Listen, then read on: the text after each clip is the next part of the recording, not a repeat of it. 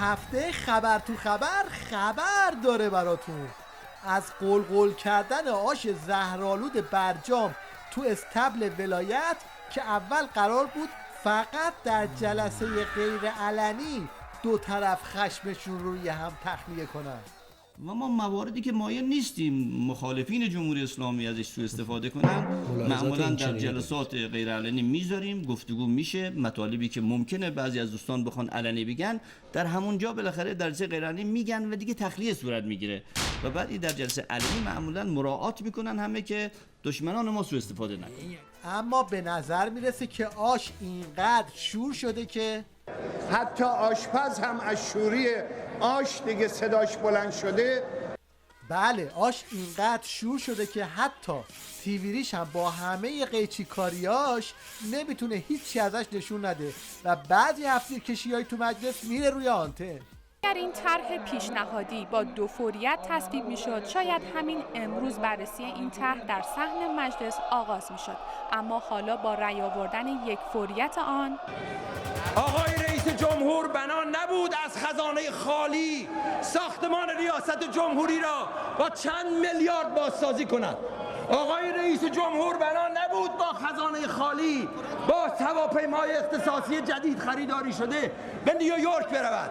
آقای رئیس جمهور بنا بود به درد دل این مردم برسد، نه اینکه وزیر خود را مأمور دست دادن با شیطان کند.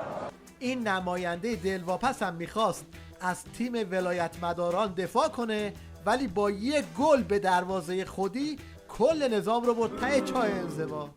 این دولت به ملت ایران قول داد که ویزای ما عزتمند شود، ولی متاسفانه سفیر ما را در آمریکا را ندادن، وزیر امور خارجه ما را آن وزیر عیاش عربستان تقاضای ملاقات کرد، ملاقات نداد. وزیر بهداشت ما باید از قطر ویزا بگیرد، وزیر ارشاد ما را راه ندهند. این حاجی فالگوش مدعی رابطه با امواته. حالا ملاحظه کنید ببینید توی گپ و گفت نفسگیر با مرده ها به چه نتیجه ولایت پسندی میرسه. تکلیف ما رو باید این شهدا معلوم بکنن. شهدا تکلیف ما الان چیه؟ ما باید چه بکنیم الان؟ شهدا به ما میگویند که تکلیف شما رو امام، مرجع ما و رهبر ما تعیین میکنه. امام وظیفه ما چیه؟ تکلیف ما الان چیه؟ امام میفرماید که تکلیفتون رو سال 1358 تکلیفتون رو اونجا مشخص کردم. امام تکلیف ما چیه؟ امام میفرماد پشتیبان ولایت فقیه باشید تا به مملکت شما آسیبی نرسد. در ادامه اعترافات زنجیره‌ای بزبز قندی با این افاضات جدید مواجه شدیم که خیلی خلاصه تنها شیوهی که آخوندها برای حکومت کردن بلدن رو بازگو میکنه. ترس از نیروی انتظامی هم حتما باید باشه. اصلا اگه ترس نباشه، ترس و امید هر دو لازمه برای مدیریت یک جامعه و فرد، برای هم تربیت فرد هم تربیت و مدیریت جامعه. ترس و امید اگه یکی از این دو تا نباشه، فقط یکیش باشه، اون جامعه مدیریت نمیشه، شکست میشه. یا فقط همه امیدوار باشن، ترس از هیچی نباشه. این اصلا لحاظ همه متفکران تعلیم تربیت این رو میگن، متفکران تو حوزه نظم اجتماعی و امنیت هم این رو میگن. اما از اونجایی که این نیروی انتظامی و باقی جک و جونورای نظامن که از مردم میترسن، یک سیرک انتظامی را انداختن که مصداق سود زدن در تاریکی بود. دشمن ز ما بترس، طایفه‌ای پر اراده ایم، ما مثل کوه پشت سید علی ایستاده ایم. اجرای حرکت تکشر. اما از اونجایی که خودشون هم میدونن که تک چرخ زدن دردی دوا نمیکنه، تیویریش به دست و پا افتاده تا با این جنگولک بازی ها به نیروهای بزدلش روحیه بده.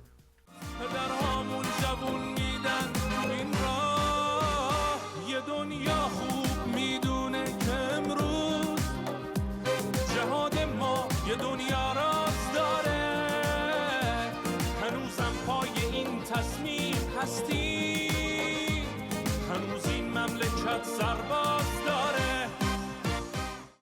حالا یه جوری سنگ جنگ رو به سینه میزنه که انگار ما خبر نداریم تو دوران جنگ تو جبهه‌ها چه خبر بوده.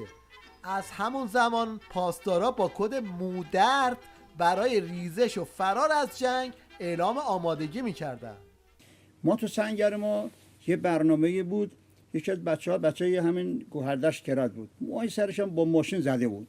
یه دفعه اول صبح بود، چون بالاخره بلند شد گفت آقا من خیلی موام درد میکنه. مو درد جبهه از اونجا شروع شد. این آقا افتاد تو دهن بچه‌ها و هر چی صبحم که چون می‌خواست بیاد عقب، گفتم بابا مو درد که دیگه آخه مریضی نیست که آخه مو درد آخه دیگه نمیشه، آخه چی دندون درد، چش درد، آخه نمیشه. گفتم نه ما موام درد بکنه حتما باید برم عقب. مو درد جبهه اونجا شروع که هر کی زنگ زد یه دفعه طرف بسم میومد احوال زنگ میگفت میگفت مادر نه نمیدونم مو درد نه نگرفته باشه. میگفتم بابا مو درد درد نیست، مرض نیست. این بنده خدا روحیه نداشت، می‌خواست بیاد بره عقب، شروع کرد گفت من مو درد گرفتم. این خاطره مال دوران جنگ بود. حالا برای که ابعاد روحیه جهادی تو شرایط امروز نظام دستمون بیاد، کانال رو عوض میکنیم و میرسیم به اینا که تو کف مرخصی بال میزنن. حرف حسابی تو چیه؟ هیچی، میگم این مرخصیمون چی شد همین. آقا نرو این هفته مرخصی، میمیری؟ مگه میشه نرم مرخصی؟ آقا میشه نرم مرخصی؟ آقا این بره مامان جونشو ببینه. بابا بفرستش بره مرخصی، وگرنه این تو صحنه از سایه خودش هم میترسه.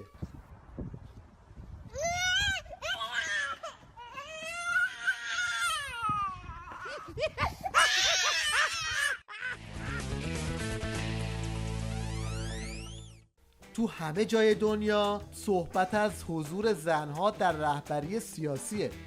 بعد تو مملکت آخوندی هنوز سر این که زنها بدون اجازه شوهرشون از خونه بیان بیرون بحث و جدله.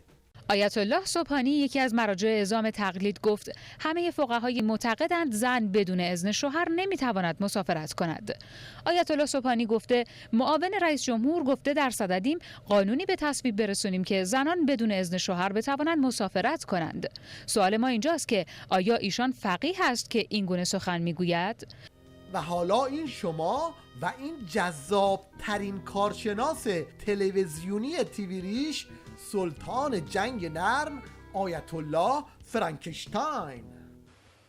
اگر خدا به شما بگوید سید پول اجاره خونش از غیب درست میشد، به بچه ها بگید این آخونده رو نگاه نکنن ها، یه وقت اتفاقی براشون نیفته ها. این هشدار رو جدی بگیرید وگرنه اینطوری میشه.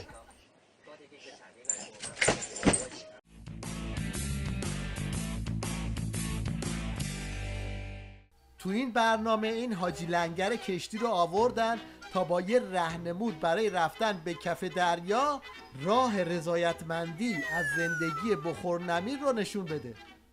همش با اون طبقات بالا رفت آمد نکن، یه کمی هم با این طبقات پایین. خیلی اثر داره از روحی و روانی. خیلی باور کنید خیلی موثر.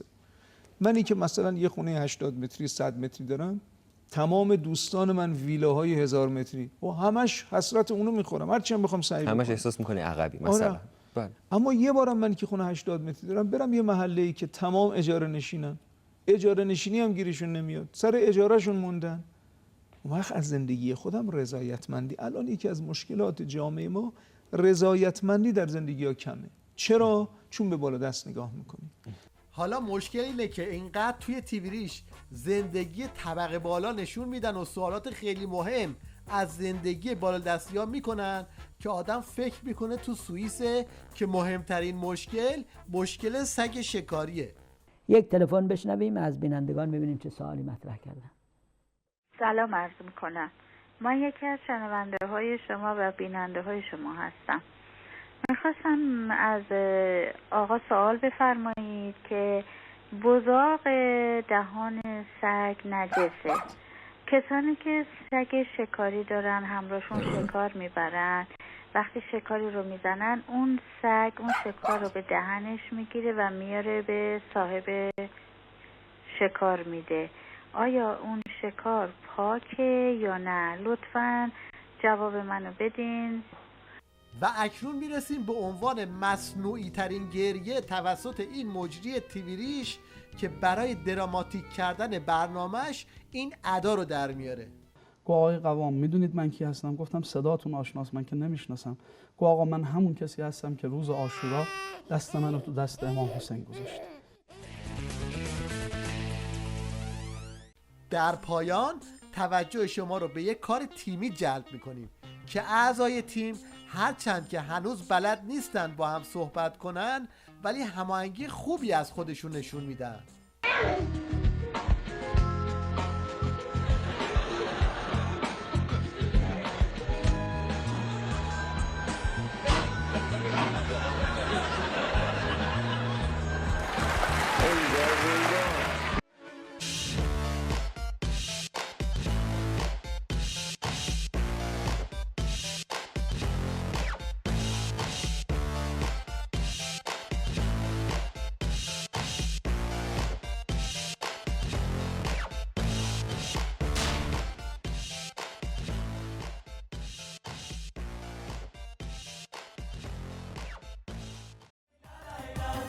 اگه اهل